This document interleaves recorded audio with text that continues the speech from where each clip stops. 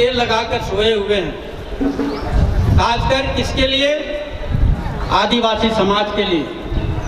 और ये आदिवासी समाज से अपने भी आते हैं, लेकिन का विरोध किया, वो सराहनीय कार्य किया है। हम सभी लोग जानते हैं कि लड़ने के बाद ही कोई भी चीज अधिकार मिलता है, बिना लड़े कोई भी चीज नहीं प्राप्त हुआ है।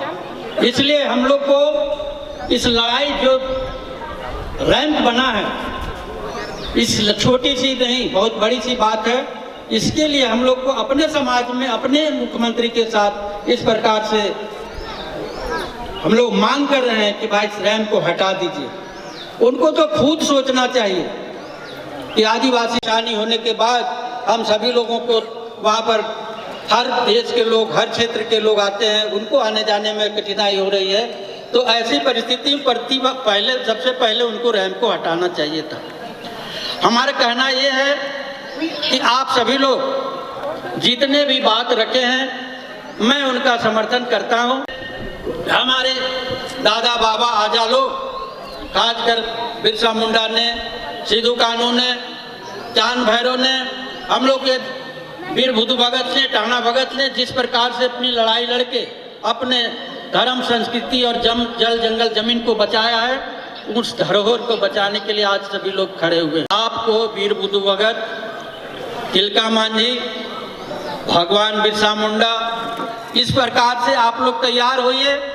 और जिस प्रकार से हमारे बहनें अपने को लड़ाई लड़ी, मैं उन सभी लोगों को धन्यवाद देता हूँ कि हमारे पूरे भारतवर्ष के आदिवासी को एक सूत्र में बांधना और उनके धर्म, संस्कृति, रीति रिवाज और परंपरा और जमीन को बचाना।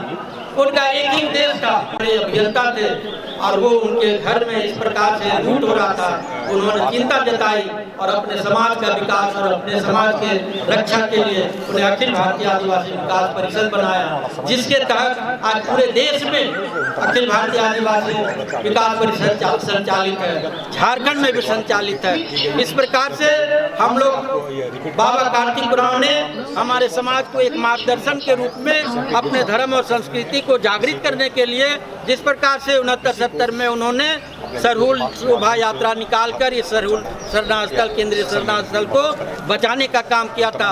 निश्चित रूप से यहाँ शरणार्थ स्थल था, लेकिन गैर आदिवासियों के द्वारा हस्तांतरित कर लिया गया था, कब्जा कर लिया गया था। उसको इसी प्रकार से करने के बाद, उस पूजा पाठ करने के बाद वहाँ से अपने सांस्कृतिक परिवेश में, अपना संस्कृति परिवेश में अपना ढोल नगाड़ा बाजा गाजा के साथ वहाँ से जुलूस निकालकर इस यहाँ पर आकर केंद्रीय शरणार्थ स्थल पे पूजा पाठ आगे बढ़ती है। इसलिए हम सभी लोग जानते हैं कि हमारे समाज में जिस प्रकार से आदिवासी समाज में जनी शिकार खेला जाता है, इतिहास सब कोई जानते हैं। जिस प्रकार से जनी शिकार खेल के अपना शक्ति प्रदर्शन करती है, उसी प्रकार से हम लोग को फिर से यहाँ पर अपना शक्ति प्रदर्शन करके रैंप को हटाने का काम करना चाहिए। और हमारे धर्म और संस्कृति, रीति रिवाज जिससे हम पैदा हुए हैं, जिसमें हमारा पूजा पाठ होता है, जिसमें हम पूजा पाठ करके अपने पुरखों को याद करते हैं, वैसे जगह को अगर किसी प्रकार से अतिक्रमण करके हटाया जा रहा है, कहते हैं कि हम लोग को ठुंगरू लेके इधर उधर मारने का क्या जरूरत है। हम लोग को ठुंगरू को लेके इधर उधर मारने का जरूरत नहीं है। अपना एनर्जी बर्बाद काहे कीजिएगा। हमारा एक सुझाव है कि सीधे मुख्यमंत्री का घर का घेराव कीजिए। 10 जगह 28 को विधायक को घेराव करने के अच्छा मुख्यमंत्री का घेराव कीजिए और वहीं पर से सारा मांग को रखिए। इतना एनर्जी बर्बाद करने की जरूरत नहीं है। इसलिए बुद्धि से भी काम लेना चाहिए समय पर। अब आप 10 जगह 1 महीना, 2 महीना, 3 महीना तक आप विधायक का घेराव कीजिएगा। विधायक झोलटंगवा है, उन लोग के पास कोई पावर नहीं, कोई शक्ति नहीं है।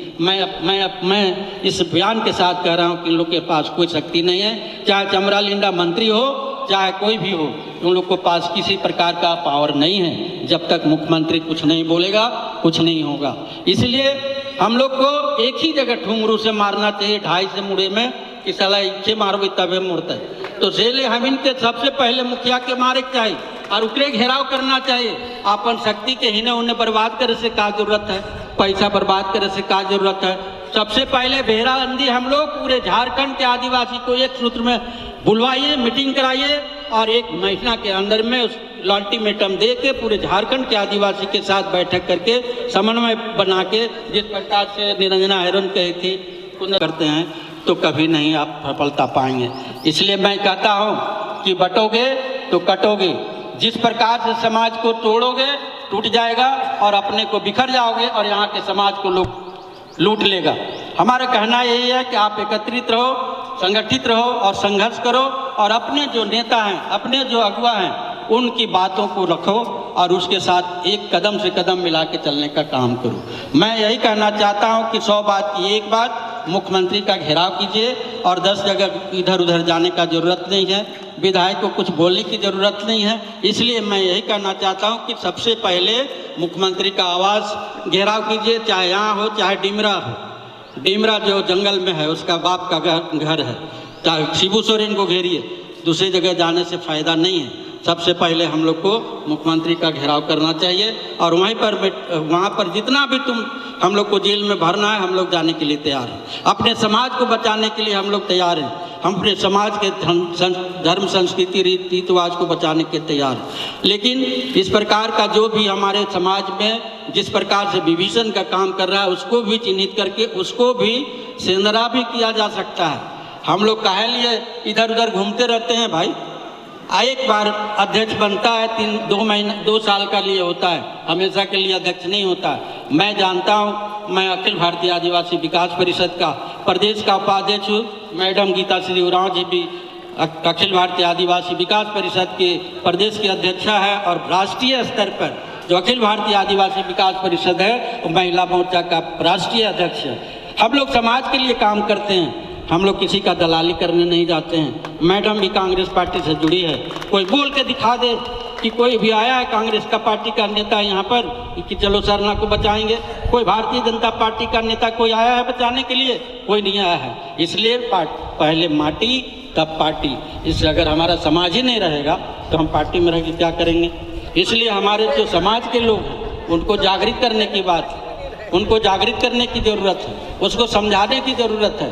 तो इसलिए हमारा यही कहना है कि हम सभी लोग मुख्यमंत्री का पहले घेराव करना चाहिए, पहले 1 महीना में हो चाहे 2 महीना में। यहाँ रैंप में बैठिएगा, मेरा बुरा मत मानिएगा, कोई भी रैंप में धरना दीजिएगा, यहाँ कोई देखने नहीं आएगा, हम बता रहे हैं। इसलिए आप लोग को जो भी करना है तो मुख्यमंत्री का घेराव करिए, राज्यपाल के यहाँ धरना प्रदर्शन दीजिए, राष्ट्रपति को दीजिए, यहाँ पर धर्मस्थल का जो प्रधानमंत्री है प्रधानमंत्री को दीजिए। इस प्रकार से मांग पत्र दीजिए, मांग पत्र लिख के एक कमेटी के माध्यम से बनाइए और मांग पत्र दे के हम लोग को इस रैंप को हटाने का मांग करना चाहिए। यही हम कहना चाहते हैं। आप सभी लोगों को बहुत महिलाओं का, बहनों का हार्दिक अभिनंदन करता हूँ, जमे जमे जोहार करता हूँ। जैसा कि अभी हाल के दिनों में सरूल पूजा के दिन जो घटनाएं घटी, ये वास्तव में हमारे लिए या फिर माननीय मुख्यमंत्री झारखंड सरकार के लिए काला अध्याय था कि सरूल के दिन आदिवासी मुख्यमंत्री आदिवासी सरना स्थल पे आदिवासियों के द्वारा उनका विरोध होना, ये कहीं ना कहीं उसके लिए एक विडंबना थी कि उन्होंने जो समाज जो अपेक्षा आपसे रखा था उस पर आपने खड़ा उतरने का काम नहीं किया। अभी दादा बहुत अच्छा भी बात बोले, मैं हम लोग अपना जुलूस लेकर आए तो वास्तव में बहुत सारी कठिनाइयों का सामना करना पड़ा। हमें तो छोड़ दीजिए, जो प्रशासन थे, जो देखने वाले थे, उनको भी अनुभूति हुई कि हाँ वाकई में इन लोगों का मांग जायज है। एक पदाधिकारी, मैं उनका नाम नहीं लेना चाहूंगा, उन्होंने मुझसे कहा था कि मुंडा जी आप लोग का जो मांग है वो पूरी बिल्कुल जायज है, क्योंकि हम लोग भी यहाँ पर देख रहे हैं कि किस तरह जो इस तरह लोगों का हुजूम है और किस तरह इस जगह को कर दिया गया है। वास्तव में आप लोगों का मांग को सरकार को मांगना जो बहुत ही जरूरी है। एक आम आदमी इस बातों को समझ रहा है पर पता नहीं माननीय मुख्यमंत्री इस बातों को समझना क्यों नहीं चाह रहे। पर जब तक वो इस बात को समझेंगे नहीं, हम लोग भी समझाने के लिए पीछे हटेंगे नहीं। और जो लोग कह रहे थे कि अब ये राजनीति हो रही है, ये क्या हो रहा है, आज यहाँ पर एक राजनीति हुआ, आज यहाँ एक नौटंकी हुआ और ये हम लोगों ने भी देखा, मीडिया के बंधुओं ने भी देखा और प्रशासन के लोगों भी ने देखा। पूजा पाठ करना सबका आस्था का चीज है, हम भी उसका स्वागत करते हैं, हम लोग भी पूजा पाठ करते हैं। बस प्रायोजित तरीके से पूजा करना, ये पूजा नहीं बल्कि इस बैठक को बाधा करने का षड्यंत्र रचा गया था। और ये हम नहीं कह रहे, जो इसका अगुवाई किए वो खुद यहाँ पर खड़े थे। तो जिस तरह उनका हाल के दिनों में जो चर्चा के विषय में वो आए हुए हैं, उनका खड़ा होना ही इस सवाल को खड़ा करता है कि आपने ये आज जो नौटंकी की है इसमें आप खुद शामिल थे।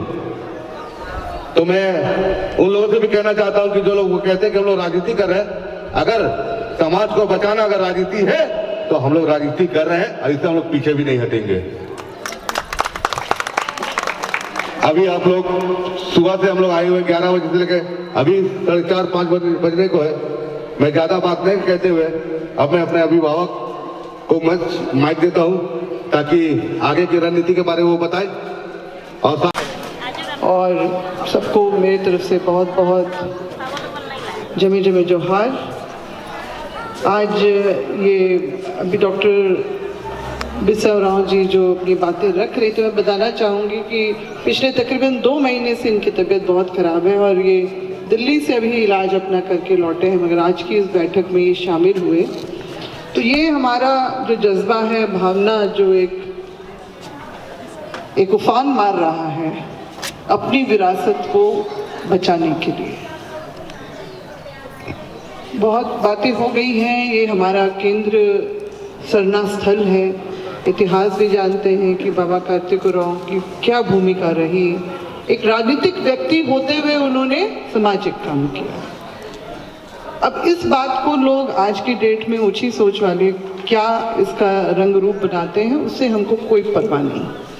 हमें बस ये परवाह है कि हमारी विरासत, जिसको हमारे क्रांतिकारी वीरों ने जल जंगल जमीन, एक नारा आज के दिन पे हो सकता है, मगर जल जंगल जमीन ही हमारी आदिवासियत का आधार रहा है हमेशा से। आदिवासी ही एक ऐसा समाज है जो अपनी स्वाभिमान, जो उनकी जल जंगल जमीन से जुड़ा हुआ है, उससे पहचान के लिए संघर्ष कर रहा है। बिल्कुल गलत है, झूठ है, मैं यहाँ पर जरूर बताना चाहूँगी। इसीलिए ये बिल्कुल गलत ये बातें निकाली जा रही है जानबूझ के।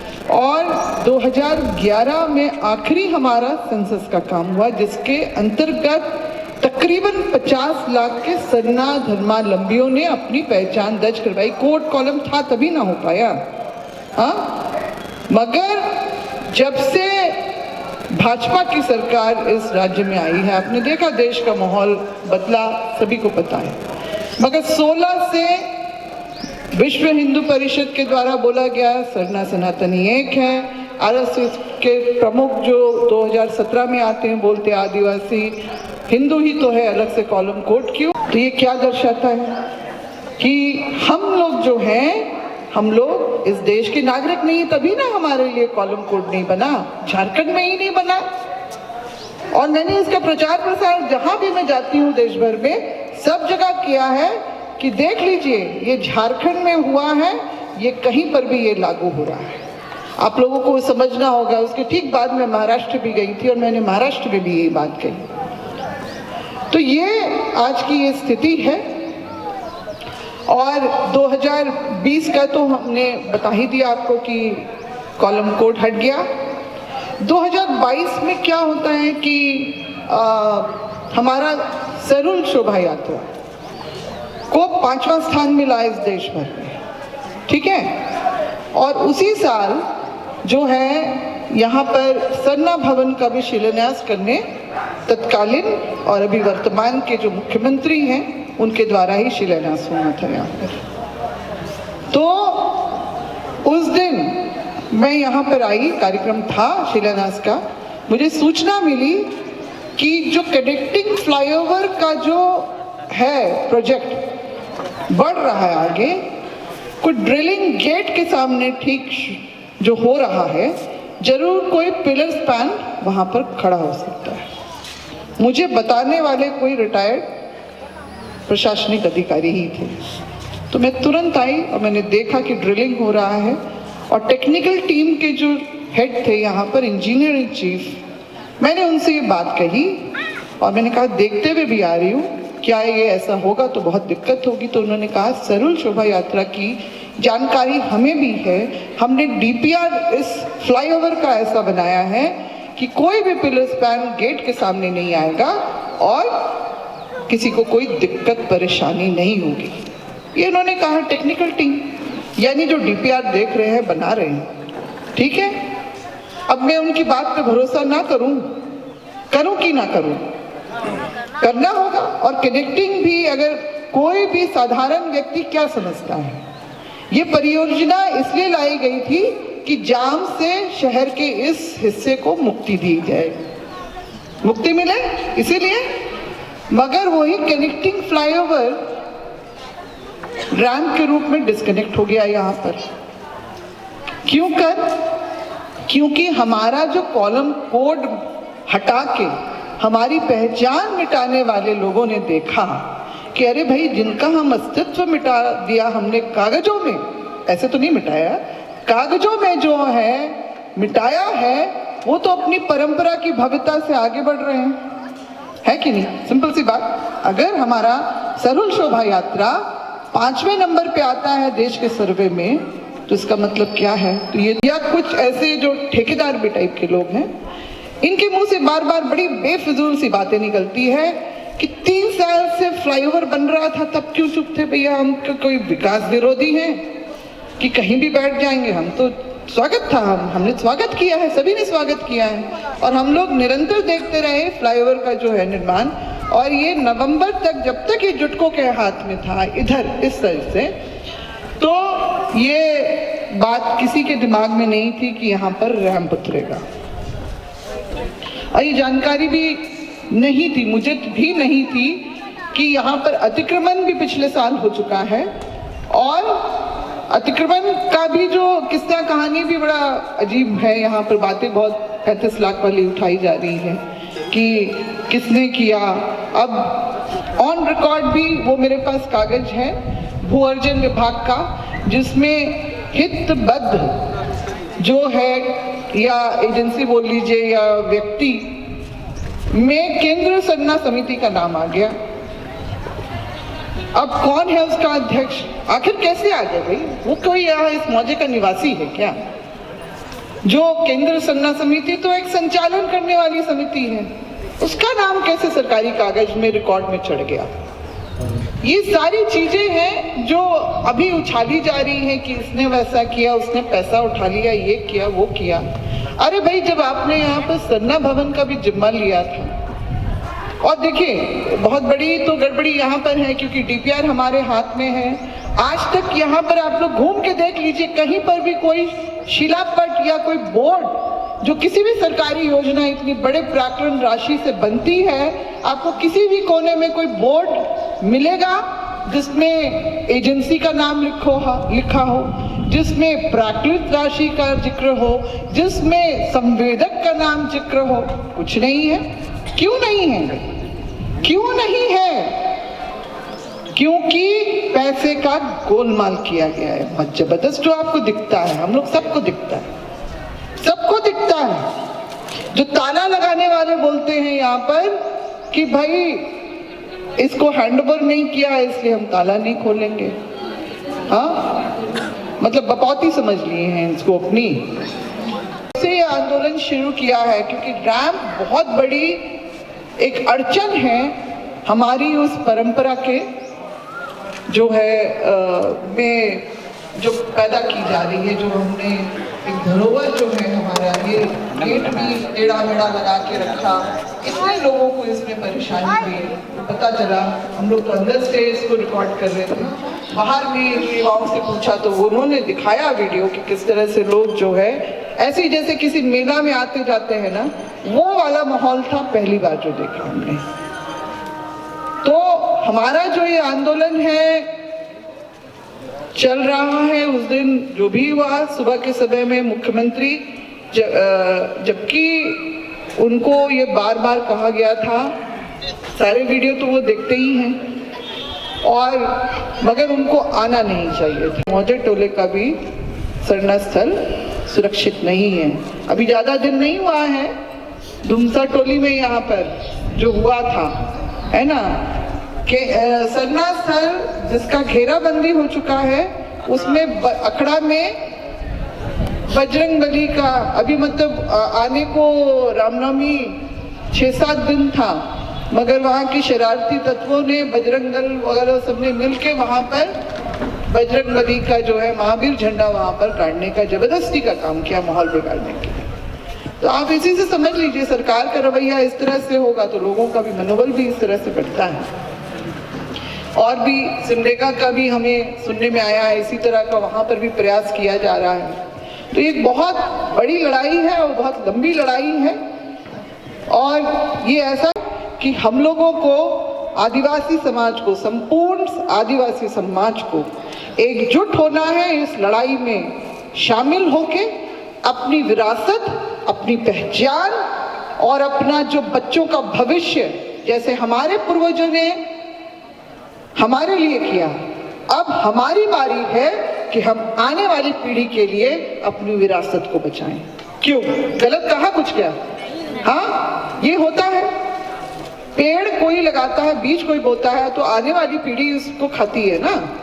वही जो फलसफा है, जो हमारा आदिवासी जीवन का भी जो दर्शन है, यही बताता है कि जियो और जीने दो। मगर यहाँ तो हमें जीने ही नहीं दिया जा रहा। हमारा सब चीज अगर खत्म कर दिया जाएगा तो जिस तरह से हमारा ये चीरा झंडा है ना, 2 रंग है इसमें, शांति का प्रतीक तो है ही आदिवासी, जब जरूरत हो तो वो क्रांति पे भी उतर आता है।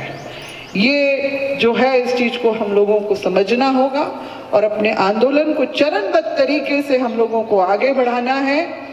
हमारे 2 फैसले हुए थे कि, और इसके अलावा अभी हाल में ही पिठोरिया में जो हुआ है, हेट बालू जो गांव है पहानटोला, उसमें जिस तरह की घटना हुई है उसकी हम घोर निंदा करते हैं और सरकार से भी हम इससे मांग करते हैं, प्रशासन से मांग करते हैं कि इस तरह का जो है हम लोगों को चिन्हित करके दोषियों को सजा मिले और कड़ी से कड़ी सजा मिले, इसमें हम लोग इससे मांग करते हैं। और इस तरह की घटना की पूर्ण है वो साफ तौर से दिख रहा है। सुबह से ही हमारे जगह जगह दूर दूर से भी लोग आए थे, बिशनपुर से भी आए थे, गुमला से भी आए थे लोग, और इधर क्या बोलते हैं, क्या डरेंगे ना, डरेंगे बल्कि हम लड़ेंगे और हम जीतेंगे भी, हम जीतेंगे।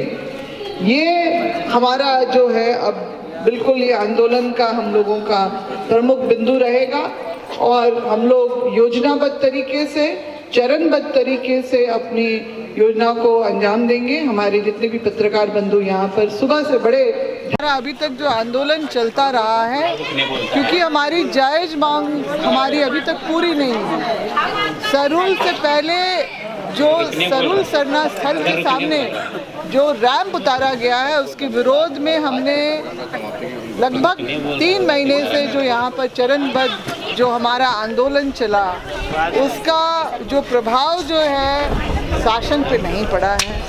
आदिवासी मुख्यमंत्री हैं, आदिवासी समाज उनसे मांग कर रहा है मगर वो उसकी अनदेखी कर रहे हैं। तो हमने पहले से ही ये फैसला लिया था कि जब तक हमारी मांग पूरी नहीं होगी हम लोग जो है अपना आंदोलन जारी रखेंगे। सरूल तक की तो मांग थी कि व्यवस्था, और देखा भी इस समीक्षा बैठक में ये सारी बातें आई कि किस तरह से लोगों को परेशानी हुई। हमारी परंपरागत तरीके से भी आने वाले लोगों को जो है उनको अपना तरीका बदलना पड़ा। खोड़ा दल जो हमारी अपनी संस्कृति का एक जो अभिन्न अंग है, ऐसे वक्त में जो लोग सरूल शोभा यात्रा के हिस्सा हुआ करते थे वो लोग इस बार जैसे किसी मेला में घुसते हैं वैसे अंदर घुस रहे थे। फिर आके यहाँ पर अंदर में आके वो अपना नृत्य प्रदर्शन करते थे, परिक्रमा करके, पूजा करके, उसके बाद मेले से जैसे गेट से बाहर लोग निकलते हैं उसी तरह का दृश्य हम लोगों को देखने के लिए मिला। इसकी वीडियो रिकॉर्डिंग है हमारे पास और ये निश्चित रूप से जो आशंका जताते हुए हमने मुख्यमंत्री को उस सारी बातों से अवगत किया था उसका जरा भी असर नहीं पड़ा।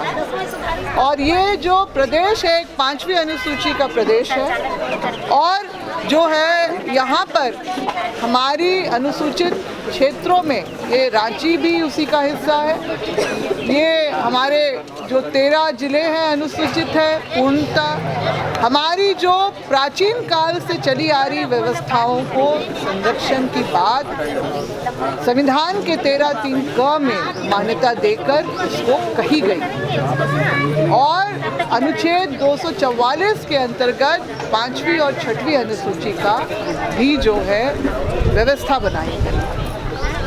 अब हम लोग को ये सब कुछ करने के लिए मजबूर होना पड़ रहा है जिसकी हमने उम्मीद भी नहीं की थी, मगर क्योंकि हमारी ये विरासत का हिस्सा है, जिसका सरकारी अतिक्रमण भी हो चुका है और रैंप उतारने का जो मामला एक षड्यंत्र के तहत इसको उतारा गया है, जो आदिवासियत के जो दुश्मन है उन्होंने कागजी तौर पे जो हमारा पहचान मिटाने का काम किया है, उन्हीं की ये षड्यंत्र के तहत ये कनेक्टिंग फ्लाईओवर का जो DPR बना था उसको डिस्कनेक्ट, इस रैंप को उतार के इधर भी सिरमटोली सरना स्थल के सामने और बहु बाजार में भी उतार के ये काम किया गया। विरोध कर रहे थे आप, कहीं ना कहीं व्यवधान उसका माना जा रहा है। मुख्यमंत्री आए थे तो घेर के आपको बात करना चाहिए था, लेकिन जो विरोधाभासी हुआ उस पर क्या कहेंगे? घेर के क्या बात करना चाहिए था, हमने उनको तरीके से उनको ज्ञापन सौंप के अपनी बातों को रख दिया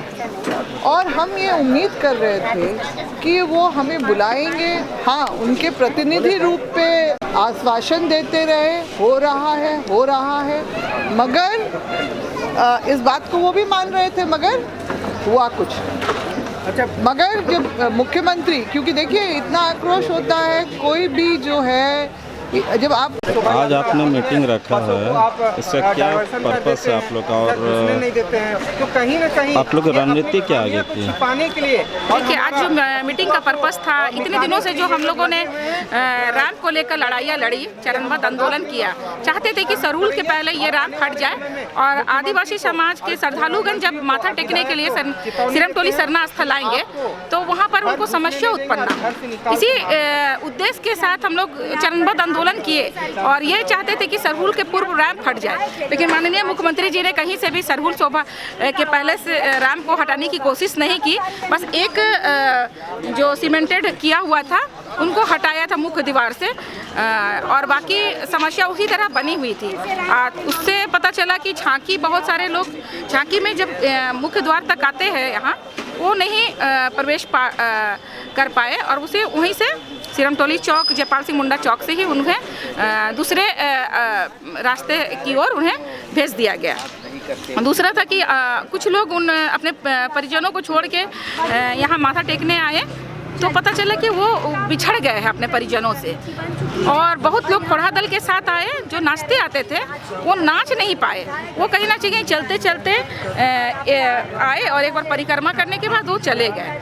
तो और जो लोग और फर्स्ट द्वार से ही निकासी मतलब एंट्री था और निकासी भी उसी द्वार से था और बहुत लोग को इधर जाना था, कटरू वाले लोगों को आपका नीचे से पुल के नीचे से जाना था, तो उधर से वो निकल ही नहीं पाए, मुख्य द्वार से ही उसे उसी द्वार से उसको लौटा दिया गया। वो कोशिश करते रहे कि हम लोग यहाँ तरीके से नाचते देखते आए, जो कि उन्हें ये मिल नहीं पाया, समस्या उत्पन्न हुई, अपने भाई बंधु से बिछड़े। तो ये रैंप नहीं हटता है तब तक का हम लोगों का रणनीति बना हुआ है कि चरणबद्ध आंदोलन हम लोग करेंगे और आज की बैठक में समीक्षा के साथ साथ समस्या के साथ साथ आगे की रणनीति तय हुई कि बहुत सारे जो विधायकगण हमारे आरक्षित सीट से गए हैं उन्हें हम लोगों को समाज के लोग को उनके घर घेराव करना है और आरक्षित सीट के गए हैं तो आपका मुंह बंद क्यों है?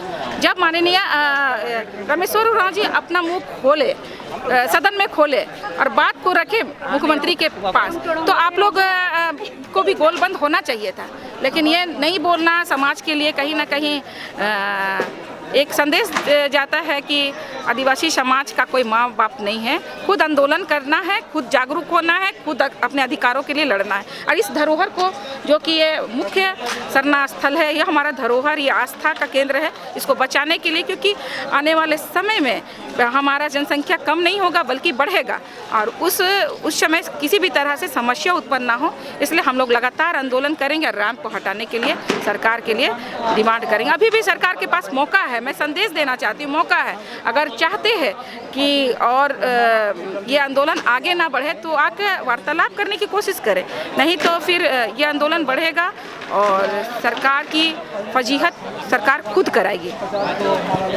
Thank you. आज जिस तरह का मीटिंग रखा गया है तो आगे का क्या रणनीति आप लोगों?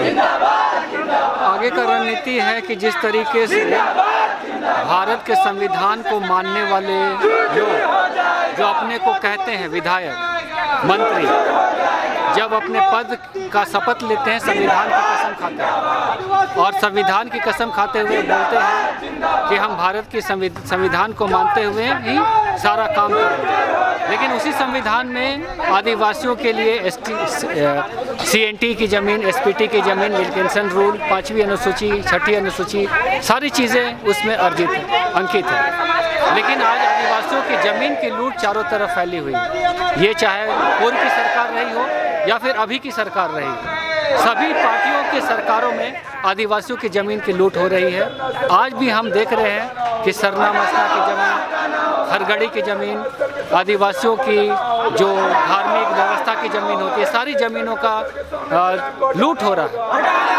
पूरे रांची में सादा पट्टा पे ज़मीन बिक रहा है जो कहीं भी विधि संगत और कानून संगत नहीं है। लेकिन इन सारे मामलों को लेकर कोई भी आवाज़ उठाने वाला हमारे राज्य में कोई भी विधायक, मंत्री, विपक्ष का नेता, कोई भी दल नहीं है जो हमारे भावनाओं को देखते हुए हमारे अधिकारों की बात सदन में करे। ये जो सिरमटोली का सरना स्थल देख रहे हैं, यहाँ से जो रैंप का कार्य किया गया और यहाँ रैंप उतार देने का काम किया गया फ्लाईओवर का, बहुत सारे लोग बोल रहे हैं कि जब DPR बन रहा था तो क्या हम उसको नहीं देखें। ये बात हम उन लोगों को कहना चाहते हैं कि क्या ये सरना स्थल एक साधारण सरना स्थल है? ये सरना स्थल वो सरना स्थल है जहाँ से सरहुल की परिकल्पना शुरू होती है। आज सरहुल केवल पूजा पाठ का ही एक त्यौहार नहीं है, उसमें शोभा यात्रा निकलती है। और जो लोग इस सवाल को पूछ रहे हैं उनको ये पता होना चाहिए कि ये सरना जो है, यहीं से सिरमटोली के सरना स्थल से शोभा यात्रा का प्रचलन पूरे झारखंड राज्य के सहित अन्य राज्य तथा अन्य देशों में भी हुआ। आज अनेक राज्यों में शोभा यात्रा निकलती है। तो उन विधायकों को, उन लोगों को और उन सरकार के लोगों को हम कहना चाहते हैं कि DPR आप लोगों ने जब बनाया तो क्या आपको ये नहीं पता था कि आदिवासियों का तीर्थ स्थल के जैसा है? जिस तरीके से ईसाइयों का जेरूसलम है, जिस तरीके से हिंदुओं का अमरनाथ यात्रा है, जिस तरीके से मुसलमानों का मक्का मदीना है, उसी तरीके से आदिवासियों का ये आस्था का केंद्र बिंदु है। यहाँ के 8-10 फीट ज़मीन को एक्वायर कर लिया गया और कुछ लोग यहाँ पर आरोप लगाते हैं कि मुआवजा दी गई और जो मुआवजा दिए उनसे ये सवाल को पूछा जाना चाहिए। लेकिन ये जो धार्मिक आस्था का केंद्र बिंदु है, क्या इन चंद हाथों में ये नियंत्रण है? नहीं, ये आस्था का बिंदु है। तो इसको लेकर ये सवाल उठता है कि जब यहाँ की ज़मीन को अधिग्रहित किया जा रहा था तो क्या पब्लिक डोमेन में इसका इंफॉर्मेशन पब्लिक नोटिफिकेशन के द्वारा किसी अखबार, मीडिया के माध्यम से दी गई थी कि कहाँ पर रैंप उतारा जाएगा, फ्लाईओवर किस तरीके से बनाया जाएगा? नहीं दी गई। तो आज इसको राजनीति विषय बना दिया गया। लेकिन आज आप देख रहे हैं कि आदिवासी सड़क पर उतरे हुए हैं, चरणबद्ध आंदोलन कर रहे हैं और मुख्यमंत्री का विरोध भी हो रहा है, लेकिन कोई हमारे मुद्दे को लेकर बोलने के लिए तैयार नहीं।